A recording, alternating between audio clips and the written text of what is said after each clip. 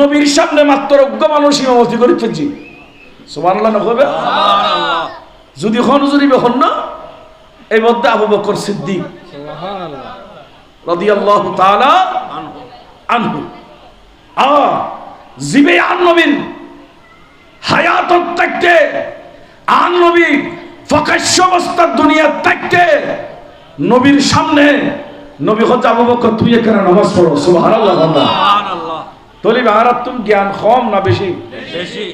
ইবে হচ্ছে মান আনফাকা দিরহামান আলা কিরাতি মাউলুদিন নবী সাল্লাল্লাহু আলাইহি ওয়াসাল্লাম কানা রফিকি ফিল জান্নাহ, সুবহানাল্লাহ সুবহানাল্লাহ। আচ্ছা আবু বকর সিদ্দিক কি হর আরা হড়সন মান আনফাকা দিরহামান, মান মানে কোন ব্যক্তি, মিম নুন জবর মান, মান যদি কোন মানুষ কোন ব্যক্তি আনফাকা খরচ করে, মান আনফাকা কোন ব্যক্তি যদি খরচ করে, দিরহামান এর একটিয়ার হতে এক দেরহাম, হদেরহাম দেরহাম মানে একটা টাকা খরচ করে। আবু বকর সিদ্দিক বললেন মিলাদুন নবীর জন্য, নবীর মিলাদ শরীফের জন্য যদি কেউ একটা টাকাও এক দেরহাম খরচ করে তার জন্য সুসংবাদ। বললেন আমি তো আল্লাহ রসুলের দরবারে কবুল হয়েছি, নবী আমাকে কবুল করেছে, আমাকে রসুল জান্নাতি বলেছে, আমি আবু বকর সিদ্দিক গ্যারান্টি দিচ্ছি কানা রফিকি ফিল জান্নাহ, ওই মানুষটা আমার সাথে ব্যস্ত থাকবে। তার তোমার তোমার যে মৌলবী মিলাদুন নবী না করো তুমি মৌলবীর আয় কিনতাম আরো হোক আর তুমি লাগে তা আবু বকর সিদ্দিক করে কথা কর না, ঠিক কিনা?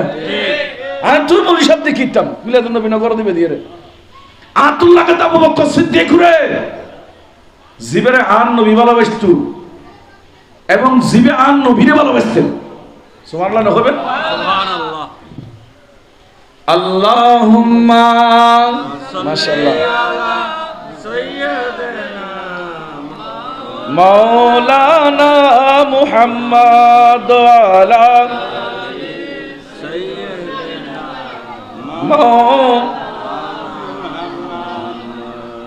আমরা তুমি কি কষ্ট না এদুন মানুষ কারা মহব্বত করেন না। আল্লাহুম্মা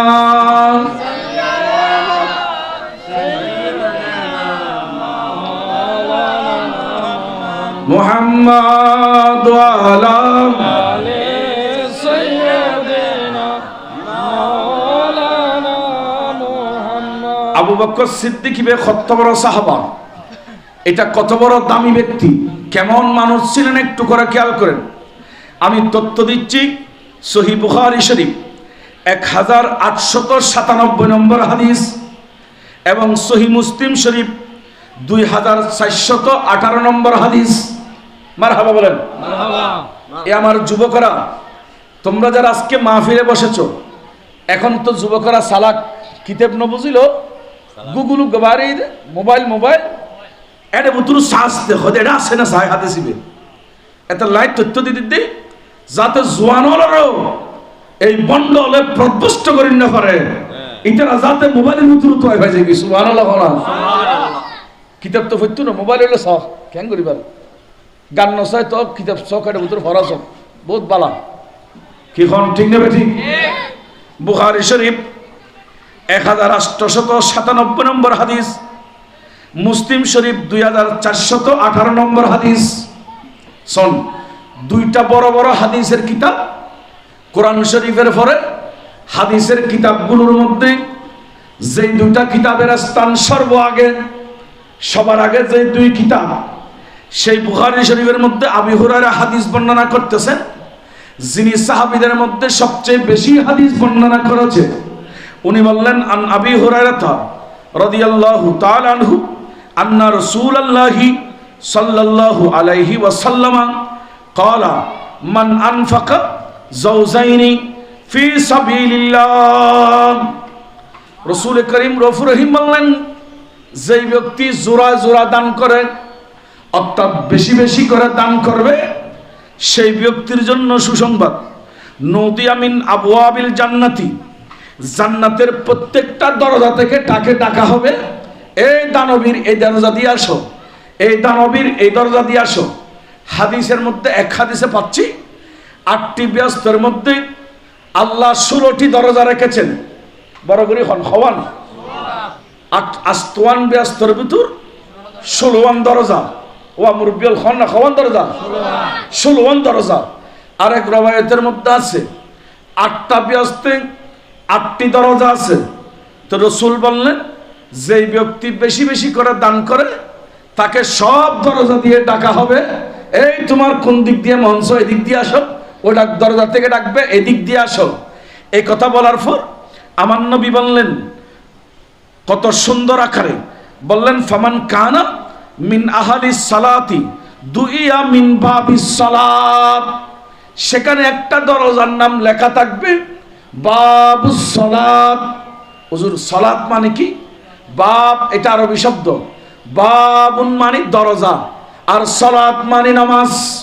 এটা ফার্সি ভাষা অর্থ করা হয়েছে নামাজ, আরবিতে বলা হয়েছে সালাত। তার মানে যিনি নামাজ পড়েছে তার জন্য একটা দরজা থাকবে ব্যস্তে, তাকে ডাক দেওয়া হবে, ও নামাজি বসে থাকিও না, এটা হলো তোমার গেট, তুমি এই গেট দিয়ে ব্যস্ত ঢুকে যাও। বড় করে বলুন সুবহানাল্লাহ। আজকে যারা নামাজ পড়ে বসছেন, সৌভাগ্য, আপনাদের নামে ডাইরেক্ট ব্যস্ত একটা দরজার নাম লাগাই দেবে, এটার নাম হবে বাবুস সালাত।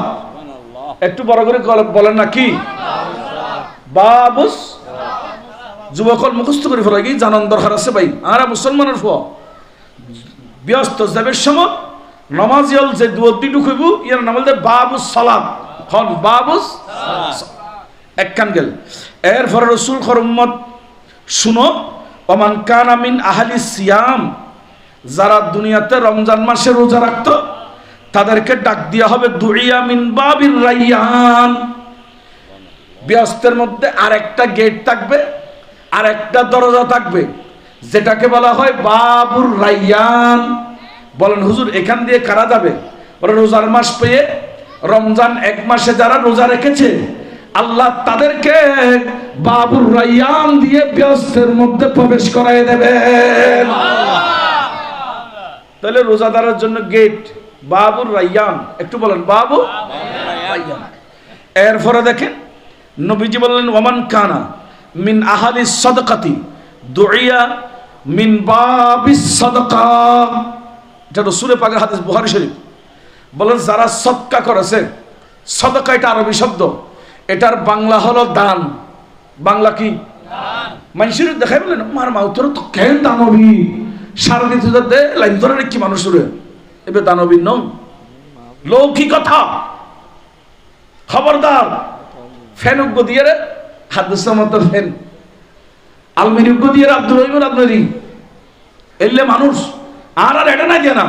কিন্তু বাংলাদেশের বোধ আছে কিনা? বড় করে খনাবো আছে তো, বাংলাদেশের আছে তো। আর নবী হজম্মত শুনো, এমন ভাবে দান করো ডান হাতে কি দিয়েছে বাম হাতে না জানার মতো। হুজুর লাভ কি? বললে আল্লাহ আরশের নিচে তাকে ছায়া দান করবে। কিন্তু এই হাদিসে বললেন বাবুস সাদাকা, তাকে ওই দানের দরজা দিয়ে বলবো তুমি এই দরজা দিয়ে ব্যস্ত যাও, তার জন্য একটা দরজা থাকবে। এরপরে নবীজি অনেকগুলো কথা বললেন।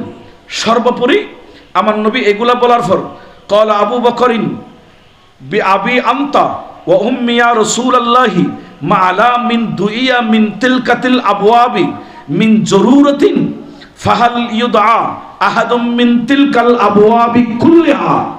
আবু বকর দাঁড়ায় গেলেন, সেখানে আবু বকর সিদ্দিক উপস্থিত ছিলেন। বলতেছি ইয়া রাসূলুল্লাহ, ইয়া হাবিবাল্লাহ, আপনি যে বলেছেন 16টা গেট থাকবে কিংবা 8টা গেট থাকবে, ইয়া রাসূলুল্লাহ আপনার বর্ণনা বুঝলাম, কিন্তু রাসূল নামাজিরা নামাজের গেট দিয়ে ঢুকবে, যাকাত যারা দিয়েছে যাকাতের গেট দিয়ে ঢুকবে, রোজা যারা রেখেছে রোজার গেট দিয়ে ঢুকবে। হুজুর এমন কি কোনো মানুষ আছে যে মানুষকে আল্লাহ সব গেট দিয়ে ঢুকার অনুমতি দেবে? এরকম কি কোনো মানুষ আছে? সুবহানাল্লাহ। ব্যস্ত সুলমান গেট দি জিয়ান্দি মনে হইয়েন দে যাইতে রাইব হুজুর এলে কি কোনো মানুষ আছে না বুঝছেন এবারে বিআইপি কই দিরে আর দেশ মানে বললে এখনো কি নাই বাঁধা জিন্দি মনে হইন দি ঢুকিতে দিবা তোলে এখনো বাঁধা নাই এবারে কইতে বিআইপি হনা কি আর দেশত প্লেন আছে না নাই প্লেনের টিকিট খারে বেলায় আতুন নতুন বহুত আগাতুন পর্যন্ত টেনশন করেন পরে কিন্তু বাংলাদেশের প্রধানমন্ত্রী তারপরে এন বিভিন্ন মন্ত্রীল যাবেলা টিকিট নলাই ইতারা যদি হয় দেবো আর টিকিট ওকে ওকে কারণ বিআইপি এর সব সময় স্পেশাল থাকে আবু বকর সিদ্দিক ইয়া রাসূলুল্লাহ যারা নামাজ পড়ছে তারা নামাজত দুয়াত দিতে ব্যস্ত যারা রোজা রাখি তারা রোজার দুয়াত দিতে ব্যস্ত যাবো যারা যাকাত দিতে তারা যাকাতের দুয়াত দিতে ব্যস্ত যাবো খোদা এন কোন মানুষ আছে না আর রাসূল এন কোন মানুষ আছে না জিবাতুন জিন্দি মনে হয় নি যাইতে দিব আর নবী খোদা আবু বকর আছেন ফাকাল নাম বুখারীর হাদিস সুবহানাল্লাহ হবে সুবহানাল্লাহ আর নবী খোদা আছে তো জিন্দি মনে হয় নি যাইতে বদলে কিছু মানুষ আছে তো হুজুরিন খারা খোদা আয় আশা করে দি ওয়া আরজু আন তাকুনা মিনহুম আয় আশা করে দি আল্লাহ যে কোনো বিআইপি বানাই জিন্দি মনে হয় ইন্দি ব্যস্ত যাইতারিব সুলমান দরজাত জিন্দি মনে হয় ইন্দি যাইতারিব কোনো বাধা নাই টিকিট লাগতো না খনকে বাধা দিতে পারতো না এতুন উগ্গই দে তুই আবু বকর সিদ্দিক তাহলে সিদ্দিক আকবর এমন সাহাবী জিনার এমন দাম এমন লাভ জান্নাতের যে দরজা দিয়ে মন চায় সেই দরজা দিয়ে যেতে পারবে সুবহানাল্লাহ বলেন না এখন আর একটা হাদিসে পাক নেন সহিহ তিরমিজি শরীফ টাইটেল ক্লাসে পড়ানো হয় আমাদের জামিয়া মাদ্রাসায় আমাদের বরজুর কেবলার মাদ্রাসার মধ্যে পড়ানো হয় জামিয়া আহমদিয়া সুন্নিয়ার মধ্যে পড়ানো হয় ওই কিতাবের নাম তিরমিজি শরীফ আমার যুবকরা তথ্য নাও সেখানে হাদিস নম্বর দিয়েছে 3747 নম্বর হাদিস এই হাদিসটা 3747 নম্বর হাদিস একটু গভীরভাবে মন দিয়ে দেখো সেখানে রাসূলে পাক রফুর রহিম সাল্লাল্লাহু আলাইহি ওয়াসাল্লামের সাহাবা হযরতে আব্দুর রহমান ইবনে আউফ রাদিয়াল্লাহু তাআলা আনহু হাদিস বর্ণনা করলেন একজন না দুইজন না নবীর সমস্ত সাহাবী জান্নাতি সুবহানাল্লাহ বলেন সমস্ত সাহাবী কি বলেন হুজুর কোথায় ফেলে কোরআন শরীফ 30 নম্বর পারা সূরা বাইয়িনার 8 নম্বর আয়াত লাস্টের আয়াতে আল্লাহ বললেন রাদিয়াল্লাহু আনহুম ওয়া রাদু আনহু যালিকা লিমান খাশিয়া রাব্বা বললেন রাদিয়াল্লাহু আনহুম ওই ফেরেশত ওই সাহাবাদের উপর রাদিয়াল্লাহু মানি আমার আল্লাহ রাজি হয়ে গেছে এবং ওয়ারাদু আনহুম তাদের উপর আল্লাহ রাজি হয়েছে আর ওই নবীর সাহাবারা সবাই আল্লাহর উপর রাজি হয়ে গেছে এখন শুধু সাহাবীদের ব্যাপারে নয় সাথে সাথে ওলিদের ব্যাপারও বলেছেন যালিকা লিমান খাশিয়া রাব্বা কিয়ামত পর্যন্ত যাদের অন্তরে আল্লাহর ভয় থাকবে তারা আল্লাহর উপর রাজি হয়েছে আর যারা আল্লাহর উপর রাজি হয়েছে আমার আল্লাহ বললেন তাদের উপর আল্লাহ রাজি তোমরা বলো এবং তারা হলো জান্নাতি অনেকে হয়তো সাহাবী রাদিয়াল্লাহু তাআলা আনহু হইবা ওলিয়ার হলি ধরি ফেলাই হয়তো নাই তারা রহমতুল্লাহ আলাইহি হবে দেন রহমতুল্লাহ আলাইহি হন জায়েজ আবার রাদিয়াল্লাহু আনহু হন জায়েজ কিল্লে হইতর নি সাহাবীয়লর খোদা রাজি রাদিয়াল্লাহু আনহুম এবার উত্তর দে তারা ব্যাগুণরূপ আল্লাহ রাজি আচ্ছা এখন সাহাবীয়লর যেন খোদা রাজি ওলিয়লর খোদা রাজি আছে না নাই আছে গৌসে পাকের যদি খোদা রাজি নইতো এবারে কি অলিকুলুর সম্রাট বানাইতো না সুলতানুদ্দিন বাদশাহর রাজি নইলি এবারে কি সুলতানুদ্দিন বানাইতো না গৌসুল আজম মাইজবান্ডারুর রাজি নইলি এবারে কি গৌসুল আজম বানাইতো না তো ইতরারুর রাজি আছে তো এবারে কি বানাই অলি বানাই এটা লাই ইবেন নাম আল্লাহ রাদিয়াল্লাহু তাআলা আনহু কোন জায়েজ পড়বে কোন সুবহানাল্লাহ যালিকা লিমান খাশিয়া রাব্বা খোদা কোন যেইর অন্তর তাই খোদার ডক্তাইবু গুনাহ করতুনো তাকওয়া তাইবু ইন ব্যাগুণ তার খোদা রাজি সুবহানাল্লাহ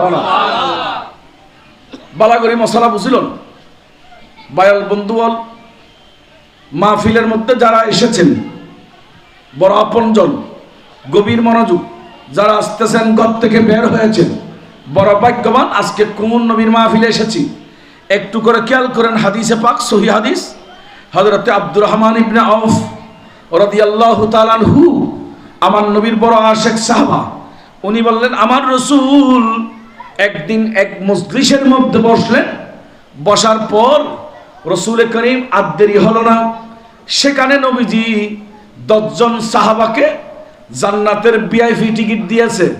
সুবহানাল্লাহ বলেন। সুবহানাল্লাহ। কয়জন সাহাবা? 10 জন সাহাবাকে ভিআইপি টিকিট দিয়েছে, যে দরজা দিয়ে মন চায় সে দরজা দিয়ে ঢুকতে পারবে। হুজুর এরা কারা? রাসূল পাক এর হাদিস বর্ণনা করলেন, আবু বকরিন ফিল জান্নাতি ওয়া উমারু ফিল জান্নাতি ওয়া উসমানু ফিল জান্নাতি ওয়া আলিয়ুন ফিল জান্নাতি ওয়া তালহাতু ফিল জান্নাতি ওয়াল জুবাইরু ফিল জান্নাতি ওয়া আব্দুর রহমান ইবনে আউফ ফিল জান্নাতি ওয়া সাআদুন ফিল জান্নাতি ওয়া সাঈদুন ফিল জান্নাতি ওয়া আবু উবাদাতা ইবনে জাররা ফিল জান্নাতি।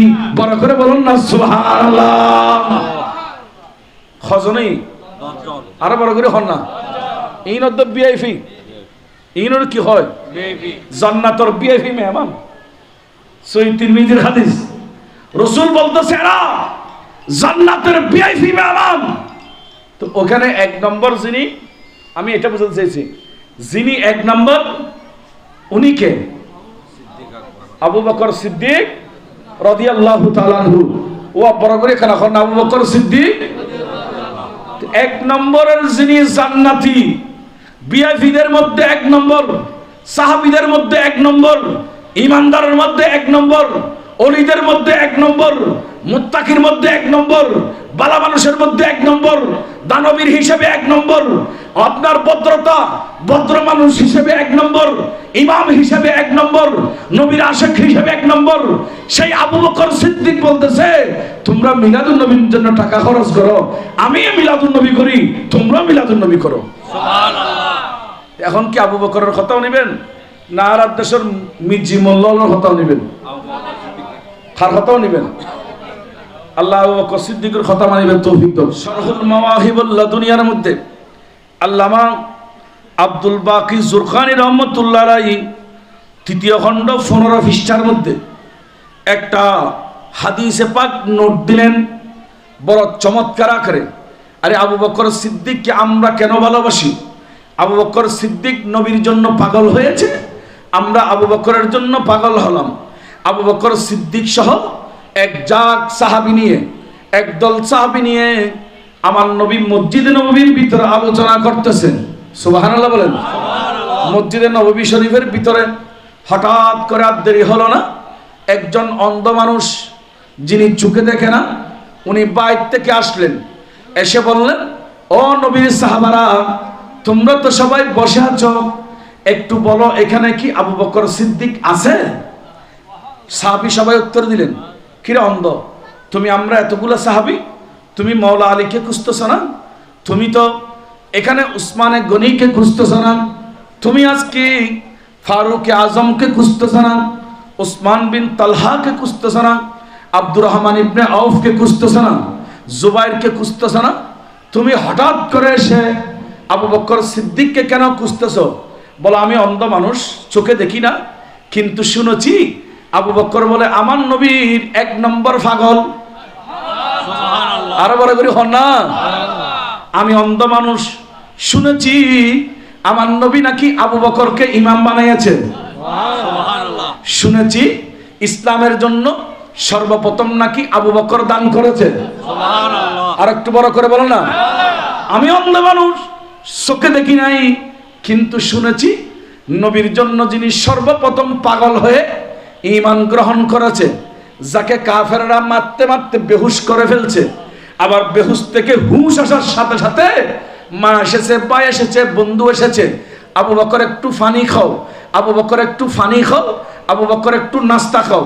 বলেন নাস্তা লাগবে না, পানি লাগবে না, মা লাগবে না, ভাই লাগবে না, বোন লাগবে না, আত্মীয় লাগবে না, কাউকে লাগবে না, একটু তাড়াতাড়ি বলো আমার দয়াল নবী কোথায় আছে, নবী লাগবে। আল্লাহু আকবার। ইয়া রাসূলুল্লাহ, ইয়া গাউসুল আজম দস্তগীর জিন্দাবাদ, জিন্দাবাদ।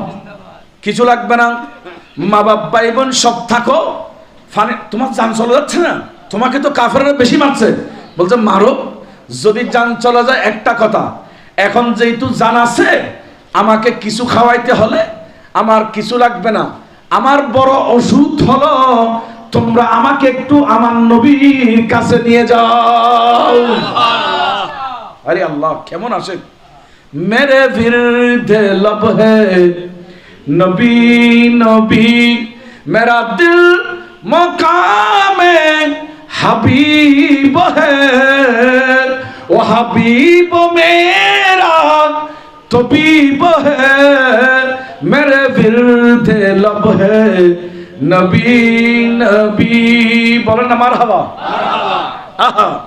আবু বকর সিদ্দিক বলতেছে বাত লাগবে না, ফানি লাগবে না, আত্মীয় লাগবে না, শুধু নবী নবী মেরে বিরুদ্ধে लब है। মেরে মানে আমার, বিরুদ্ধ মানে ওজিফা জিকির, নবী নবী বলছে আমার একটা জিকির, এটা হলো শুধু নবী নবী। বড় করে বলো সুবহানাল্লাহ। কিবে কেন নবীর আশেক আছে না, কেন করে বুঝেই মনে হবে। ক্ষুদ্র মানুষ বাসা তো খুঁজে নেই, অন্ধ মানুষ এসে রসুলের অন্ধ সাহাবী, উনি এসে বলতেছে এ রসুলের সাহাবীরা বলো তো দেখি আবু বকর আছে কিনা এই বৈঠকে। বলছে হ্যাঁ আছে তো। তো কি করবেন, কি জন্য? বলছে আমাকে একটু আবু বকর সিদ্দিকের সামনে নিয়ে যাও। আর বড় করে বলেন না, আবু বকর সিদ্দিকের সামনে নিয়ে যাও। আর দেরি হলো না, দুই একজন সাহাবী ধরে ওনাকে আবু বকর সিদ্দিকের সামনে নিয়ে গেলেন। যে মুহূর্তে উনি সিদ্দিক আকবরের সামনে পৌঁছলেন, বলেন আবু বকর কোনটা? সবাই হাত দিয়ে ধরা দিলেন, এভাবে ধরলেন। বলতে আপনি কি আবু বকর? তখন উনি কেঁদে দিলেন হ্যাঁ আমি আবু বকর। যেহেতু কাঁদতেছে এই কারণে মজলিসে রসুল আছে, উনি রসুলকে খুঁজতেছে না, বলছে আমার রসুল আছে, ঠিক আছে আমি রসুলের প্রতি সম্মান রেখেছি, কিন্তু নবীর এক নম্বর গোলাম ওটার সাথে আজকে একটু কথা বলতে চাই। নবীর এক নম্বর গোলামকে আমাকে দাও। আবু বকর সিদ্দিককে ধরলেন, ভাই আপনি কি আবু বকর সিদ্দিক? বলছে হ্যাঁ আমি তো আবু বকর সিদ্দিক। বলছে আপনি যদি আবু বকর সিদ্দিক হন, হুজুর আমাকে একটু অনুমতি দেন, আমি আপনার অনুমতি সাপেক্ষে একটু আপনার দাড়ি শরীফ গুলো ধরতে চাচ্ছি। কি ধরবো যে? দাড়ি মুবারক ধরবো যে। হুজুর আপনি একটু অনুমতি দেন, আমি একটু আপনার দাড়িগুলা ধরবো। কি ভাই, তাহলে বোঝা যাচ্ছে আমাদের আবু বকর দাড়িওয়ালা ছিলেন। আরো বড় করে বলেন না। এই যে বাবারা বন্ধুরা যারা দাড়ি রেখেছেন, তাহলে আপনার সাথে আবু বকরের সাথে মিলে গেল। আবু বকরও জান্নাতি, আমার নবীর দাড়ি রেখে আপনিও জান্নাতি। আর যারা শরণে গিয়ে হিন্দু বুদ্ধকে টাকা দিয়ে দাড়িগুলা ফেলে দেন, কেটে ফেলেন, কাল কিয়ামতের ময়দানে দাঁড়াইতে পারবেন না, রসুলের সামনে লজ্জিত হবেন। নবী বলেছে দাড়ি আসামানি আমার কলিজাকে এসে দেওয়া। আচ্ছা নবীর কলিজা আছে দে ইল্লে কোনো উম্মত তাই ছড়ে না, তাহলে মুসলমানের ফোয়া বুড়ো এবার অপেক্ষা না করিবা, মুকুট দাড়ি রাখি দো। মুখে দাড়ি রাখা এটা আবু বকরের সুন্নত, ফারুক আজমের সুন্নত, সমস্ত সাহাবীর সুন্নত, মাওলা আলী মুশকিল কুশার সুন্নত, এমনকি আমার রসুল পাক সহ সমস্ত নবীরা দাড়িওয়ালা ছিলেন। সমস্ত নবীরা কিওয়ালা? কষ্ট পাইতে লিখুন না ফাঁকে ফাঁকে ওয়াজের ফাঁকে ফাঁকে কেন ওষুধ লম্বরিব তো আমরা রাশিক ভর্তুন কিছু একখানা প্রেসক্রিপশন লম্বরিব তো কি হন না না ভাই? অবশ্যই হত। এই বান্দারি আল্লাহ মুবারকবাদ দিন। বান্দারি জিবে চুল দেখাইয়ে এই চুল ইবে আম নবীর সুন্নত চুল।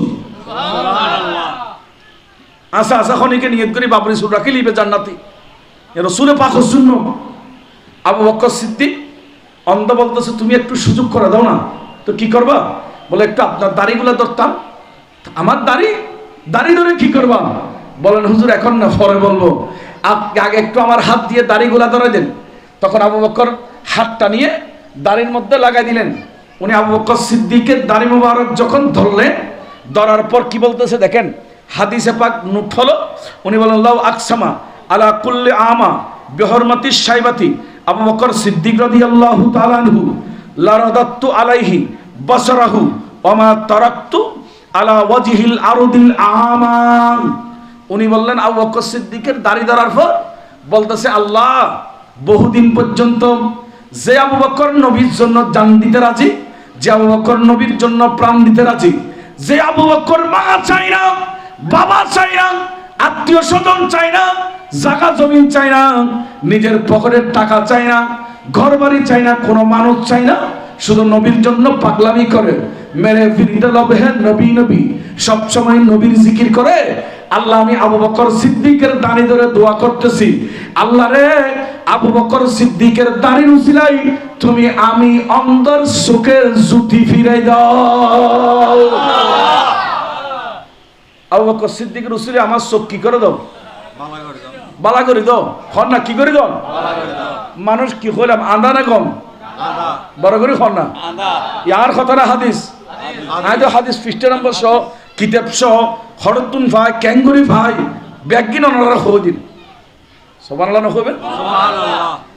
মানুষ তো বহুত হই, আয়তো মনে যে নয় বলি আইতো। আল্লাহ কবুল করুক, আমিন। বায়াল বন্ধু বল, গভীর মনোযোগ।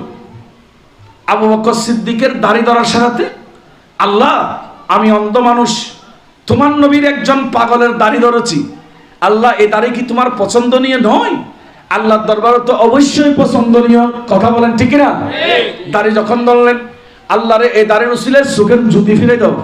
আপনার কিতাবের মধ্যে আছে, আর দেরি হলো না, সাথে সাথে ওই অন্ধ চোখের জ্যোতি ফিরে ফেল। সাট করে চোখের জ্যোতি আগে এবার হতে আর রাসূলুল্লাহ, হ্যাঁ নবী অনেক এত যে সুন্দর, আজ এতদিন বলা ন দেখি ও রাসূল অন সাবিত দাড়ির উসিলে আজি অন নবী সুন্দর সুরত দেখি দি। আল্লাহু আকবার হনা, আল্লাহু আকবার। এখন ইবে যেতে খুশি হয়ে গই সাবিয়াল বেগম খুশি গই, আবু বকর সিদ্দিক খানের হয়তো তুমি মানুষের সামনে আর কেরামত প্রকাশ করে ফেলতে লিখু।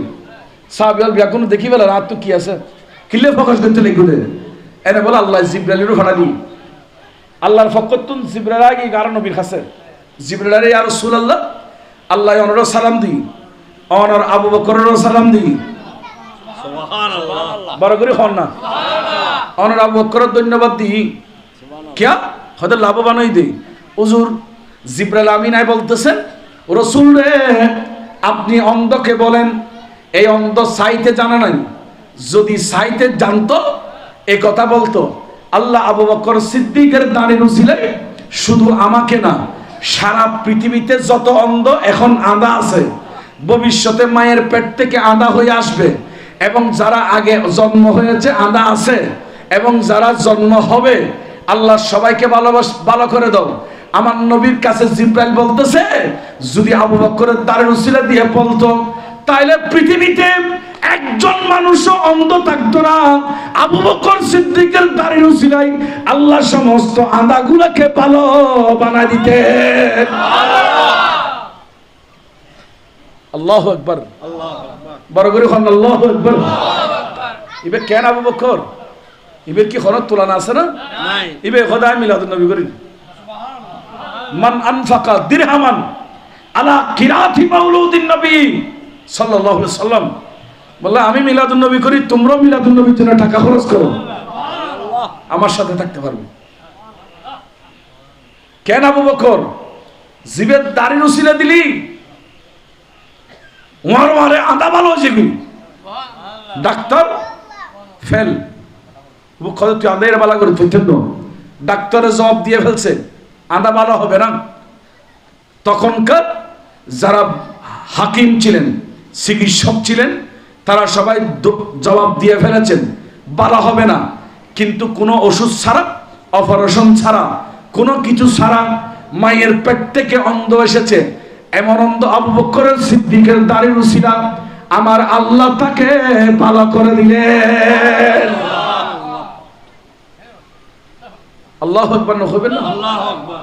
বের কিভাবে আমি বর্ণনা করছি, আরিবে হদ অন্ধ হদ রাসূল আয়ন নিদি অনেক সুন্দর, কিন্তু অনরত হরদিন ন দেখি হাজি আবু বকর সিদ্দিকের উসিলা যেতে দাড়ি হয় অনের রাসূলের সুন্দর জানতো দিল নসিবি।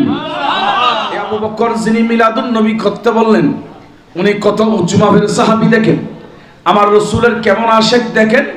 ফতোয়ায়ে আফ্রিকা নামের আলা হযরতের একটা ছোট্ট কিতাব আছে, যেটার 15 নম্বর পৃষ্ঠায় এখানে একটা ওয়াকিয়া বর্ণনা হয়েছে হাদিসে পাকের আলোকে। মাওলা আলী মুশকিল কুশা রাদিয়াল্লাহু তাআলা আনহু, যিনি বেলায়েতের সম্রাট, ওলি হতে হলে মুজাদ্দেদে আল ফাসানি মক্তুবাতের মধ্যে লিখেছেন ওলি হতে হলে দুইজন ব্যক্তির স্বাক্ষর লাগবে। একজন হলো মাওলা আলী, বলো না মাওলা আলী, আর একজন হলো হুজুর গৌসে পাক আব্দুল কাদের জিলানী। এই দুইজন যাকে দস্তখত দেবে, যাকে সাইন দেবে, সিল দেবে, সেই বলে দুনিয়াতে ওলি হতে পারবে।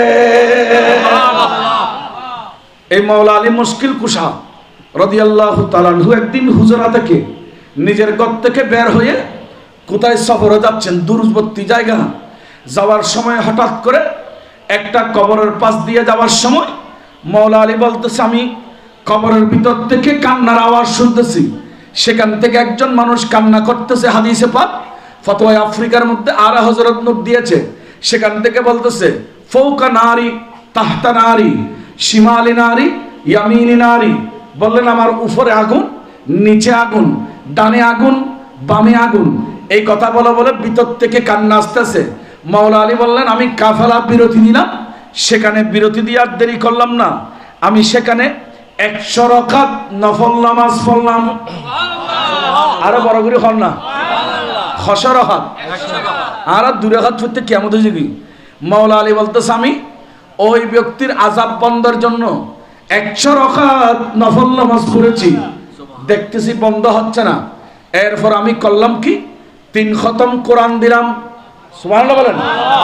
কয় খতম? 3 খতম। বাইরে আমার আজকে ঘরের মধ্যে বউ বেটিরা কোরআন রাখে ঠিক পড়ে না। আমার নবী সাহাবারা দৈনিক কোরআন তেলাওয়াত করতেন। আমার নবী যে বলেছেন কিয়ামতের আগে লা ইয়াবকা মিনাল ইসলামি ইল্লা ইসমুহু, ইসলামের শুধু নাম থাকবে, নাম থাকবে ইসলামী স্টোর, ভিতরে থাকবে ডাকাতি। আবার দেখা যাবে ওয়ালা ইয়াবকা মিনাল কুরআনি ইল্লা রাসমুহু, ঘরের মধ্যে কিয়ামতের আগে প্রত্যেক ঘরে কোরআন থাকবে কিন্তু কেউ পড়বে না। এরকম একটা জমানা বর্তমান চলে এসেছে। কথা বলেন ঠিক না? বল আনিবের সময় ওর উফসার করে ওয়া কোরআন তেলাওয়াত করে জানি তোর মেয়ে হো কথা কেন জানে না, মানে একবারে ডাইরেক্ট অবস্থা উঠিকে ফুটতে হবে। আনানোর পরে এই বেডি আর কোরআন তেলাওয়াত নাই, 10টা বাজে কোনো তুলি না পারে। কথা কর না ঠিক না? বেশিরভাগ খেললে তো এই বেডির কথা হতেন হইম আর ওই বেটা গোনা নেয়া খাবার দাবার বড় করছি দি ফুরখানিয়া ছড়া দি এবার অত সেক্ট হইতে কি তো ওখানে উঠে মতো হঠাৎ দেবে জ্বালা খন বিষয় নিয়ে আলোচনা করিবেন। জামাইরও কোরআন তেলাওয়াত নাই, স্ত্রীরও কোরআন তেলাওয়াত নাই, আর দুপুরে হলে দুজন ঝগড়া লাগে, বাত নাই, চল নাই, ডাল নাই, তেল নাই, অভাব নজার। কারণ কি? তো তোমার ঘরে তোর অভাব যাবি খায়, তোমার ঘরে তো কোরআন তেলাওয়াত নাই। কথা কর না ঠিক না? ফজর তুলি যে ঘরের ভিতর কোরআন তেলাওয়াত চলিব, মনে রাখিবেন সকালবেলা যেই মুরব্বী তেলাওয়াত করে, যেই ছেলে তেলাওয়াত করে, যেই মেয়ে তেলাওয়াত করবে, ওই ঘরের মধ্যে আমার আল্লাহ স্পেশাল রহমত দান করবে। কোরআন তেলাওয়াত করে মানুষ তো বহু জায়গা ফুরখানি বন্ধ কি কোরআন শিগরি মাদ্রাসা বন্ধ কি। আল্লাহ আর মুসিবত তৌফিক দান করুক, আমিন। ডাক্তার বানো, মাস্টার বানো, প্রফেসর বানো, ইঞ্জিনিয়ার বানো, যেদিকেন ফাঁস করুক না কেন আগে কোরআন শিখে হন। আগে কি শিখে? যদি কোরআন শিক্ষা ন দয় তাহলে দুঃখ থরিবে, ফোয়া জানাজা করে চিন্তু না, জিয়ারত করে চিন্তু না। কথা কর না ঠিক কিনা? বহুত ফল জেনারেলের মধ্যে বহুত বড় শিক্ষিত কিন্তু জানাজা দোয়া বালা করে না জানে, সূরা ফাতিহা না জানে, গরিবখী। কারণ ন শিখে এত লাইফ ফল আর কোরআন শিক্ষা দিই কোনে ইনশাআল্লাহ, বড় করে হবে ইনশাআল্লাহ। আল্লাহ কোরআন শিক্ষা দিবে, তৌফিক দান করুক, আমিন। মাওলা আলী ইবে খোঁজায়াত দেরি না করলাম, 100 রাকাত নফল নামাজ পড়লাম ওই কবরের আযাব মাফ করানোর জন্য, এবং 3 খতম কোরআন দিলাম। বলেন না কয় খতম? 3 খতম। কিন্তু এটা আযাব মাফ হচ্ছে না। মাওলা আলী বলতেছে, তখন আমি ভাবলাম এখানে আমার মাধ্যমে কাজ হবে না, আমার সিনিয়র কাউকে আনতে হবে। আর দেরি করল না, মাওলায়ে কায়নাত মাওলা আলী মুশকিল কুশা ওনার ওই জায়গা থেকে উনি গিয়ে আমার নবীর কাছে গেলেন। ইয়া রাসূলুল্লাহ, ইয়া হাবিবাল্লাহ, নবীরে আপনার একজন হয়তো প্রিয় মানুষ হবে, ওই এলাকার কবরস্থানে বেশি বেশি কান্না করতেছে, কবর থেকে কান্নার আওয়াজ আসতেছে। নবী আপনি একটু চলেন না। এ কথা বলতে দেরি নাই, হাদিসে পাকে আছে আমার নবী মাওলা আলীকে নিয়ে কবরস্থানে চলে গেলেন। মাওলা আলী বলতেছে আমরা দুইজন যখন গেলাম, রসুল যখন গেল, আমি যখন গেলাম, দেখতেছি আর কবরে আওয়াজ নাই, কান্না বন্ধ হয়ে গেছে। কান্না কি কি বন্ধ হয়ে গেল। নবী হয়তো হঠাৎ তুই খান্দা হইতে খবরই হন্ডে হয়তো জুড়িবে তাই চিহ্ন দিকে এটা খানগারের দিকে চিহ্ন আছে তৈবে হয়তো হইবে তো আওয়াজ নাই, হয়তো জুড়বে খান্দা আসিল তো হয়তো না খোয়া খান্না তো নুনি তুই তাহলে কোনো কোথায় নুনি দিয়া তো গেয়ে হলে খান্না হয়তো জোর খান্না কি ইয়ান খইতে না খইতে আর নবীর কাছে বলে জিব্রাইল সুবহানাল্লাহ, জিব্রাইল আমিন হাজির। হুজুর মাওলা আলী কথা যেটা বলে সেটা ঠিক সত্য ছিল, কিন্তু নবীরে মাওলা আলী কোরআন তেলাওয়াত করেছেন, মাওলা আলী নামাজ পড়েছে, এত কিছুর দরকার নাই, মাওলা আলী দোয়া করলে যথেষ্ট হয়ে যেত। কিন্তু এখানে মুআমালা শেখানো না, কারণ আমার আল্লাহ ওনার আযাব মাফ করবে আবু বকর সিদ্দিককে দিয়ে, সেজন্য আবু বকর সিদ্দিকের অপেক্ষায় ছিল। সুবহানাল্লাহ। কিন্তু এটা মুআমালা তো আবু বকরের লয়, এটা আলীর লয় না, এটা মাওলা আলীর লয় না, এটাও তো আবু বকরের লয় মুআমালা। কথা খুললে হুজুর কিছুক্ষণ আগে আবু বকর সিদ্দিক মাথা চুল আঁচড়াচ্ছে। এই সিদ্দিক আকবর শান কিছু না, কোন সিদ্দিক আজকে মিলাদুন নবী করতে বলতেছে আমাদেরকে, আমরা করবো না কেন? আবু বকর সিদ্দিক মাথার চুল আঁচড়াচ্ছে, হঠাৎ করে শিরানির মধ্যে একটা চুল ছিঁড়ে চলে আসলো। ওই চুলটা আর দেরি হলো না, বাতাসের সাথে উড়ে গিয়ে ওই চিলটা ওই কবরের মধ্যে পড়েছে। জিব্রাইল বলতেছে আল্লাহ আবু বকর সিদ্দিকের ওই একটা চুল মুবারকের উসিলায় এই কবরের আযাব বন্ধ করে দিয়েছে। চুলের উসিলাই আবু বকর সিদ্দিকের মাথার বাবরি চুল আছে, তো বাবরি চুল আশ্রাইলি মানে ভাই একখান সিরিজে ধরো না আই তো এলে চুলাই তো হদেল্লা থেকে চুল একখান আই গই দে সুলিয়ান যাতে উনি যে কবরত খুঁজি আর দেরি নু হয় বলে আর খোদা রহমতের দরিয়া জুস আগে গই অবু আর আবু বকর সিদ্দিক সুলকানে কবরের খুঁজি ইবে খন আবু বকর জীবের খুলজান বড়া আর নবীর মুহাব্বত, যে আবু বকরের মাথা চাইল নবীর মুহাব্বত, দিল চাইলের ভিতর নবীর মুহাব্বত, আর চাইলে আতর ভিতর নবীর মুহাব্বত, আফাদে মুস্তাকান নবীর মুহাব্বতে বড়া ওই আবু বকর সিদ্দিকের একখান সুলজাতে কবরত খুঁজি আর আল্লাহ তুমি বলে দয়া আগে ঘুরে ওয়ারে ওয়ারে ওই কবরের মইয়তুর আযাবরে মাফ করে দি। কেন আবু বকর আরোগ্য রাওয়ায়াত অনেক লম্বা কথা বাড়ি যার গুলো আর নবীর কাছে মাইফাক কইছি নুজুহাতুল মাজালিসুল মদিন উদ্দিন আব্দুর রহমান সুফরি ইবে কথা আর নবীর কাছে মাইফাক কইছি আর কথা ইয়া রাসূলুল্লাহ আর স্বামী ঘরের বাইরে বিদেশে কি, কিন্তু আজ দীর্ঘদিন পর্যন্ত আজ জামাইয়ের কোনো খোঁজ খবর না পায়, সিডিও নাই খবরও নাই। এন্ডেল্লা বহুত মানুষ বিদেশে যাইগুলি মরে যেগুই হারে যেগুই এন্ডেল্লা ঘটনা ঘটত ইনে এত আসিল খন এত টেলিফোন নাই ওয়ান ওয়ান খবর নেই এত সিডি একটা দিত সমাজ সিডি একটা নিস্তু হয়তো জন আসামি গেইগুলো আজ দীর্ঘদিন খন খবর না পায়। নবীরে অনেক কানাক সন না চায় আর স্বামীও জিন্দে আসেনি ফিরিয়ে আগুনি আর নবী কথা শুনো তোমার স্বামী মারা গিয়ে তোমার স্বামীর লাশিবে আজি রাতিয়ে তোমার করো তা যাবু বড় করি হন সুবহানাল্লাহ। তোমার স্বামীর লাশ তোমার স্বামীর লাশ আজকে তোমার ঘরে চলে আসবে রাত্রে। উনি বললেন এটা শোনার পর আমি আর দেরি করলাম না, রসুলের পাকের কথা শুনে কানতে যাওয়ার পথে আবু বকর সিদ্দিকের সাথে দেখা হয়ে গেল। তা আবু বকর সিদ্দিককে যখন দেখলাম আবু বকর সিদ্দিক প্রশ্ন করলো ও নবীর সাহাবা মহিলা কেন কান্না করতেছো, কারণ কি? বলেন হুজুর কান্নার কারণ হলো নবী বলেছে আমার স্বামী নাকি সফরে মারা গিয়েছে, আজকে নাকি লাশটা আমাদের ঘরে আসবে। বলে কান্না করিও না, তোমার স্বামী আজকে জিন্দা হয়ে তোমার ঘরে আসবে।